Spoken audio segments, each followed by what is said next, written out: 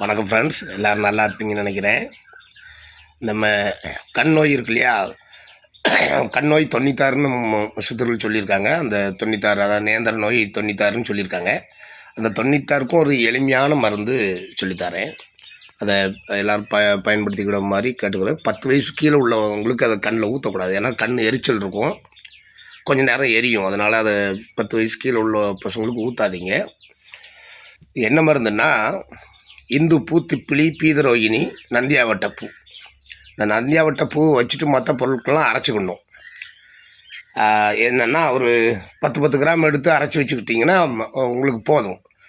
இந்த நந்தியாவட்ட பூவையும் ஒரு தனியாக வச்சு அரைக்கணும். அரைச்சி ஒரு 4-5 பூ அரைச்சி ஒரு கைக்குட்டில் முடிஞ்சு தாய்ப்பாலில் டிப் பண்ணி கண்ணில் போடணும். இதில் இந்து புத்திப்பிளி, பீதரோகினி உங்களுக்கு கிடைக்கலன்னா பிரம்மதண்டு விதையே சேர்த்துக்கலாம்.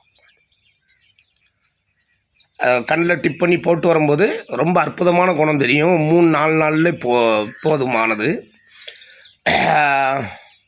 இல்லை அப்படி இல்லை, எனக்கு இந்த மாதிரி பிரச்சனைகள் வர்ற மாதிரி தோணுது அப்படின்னா ஒன்றும் பண்ணாதீங்க.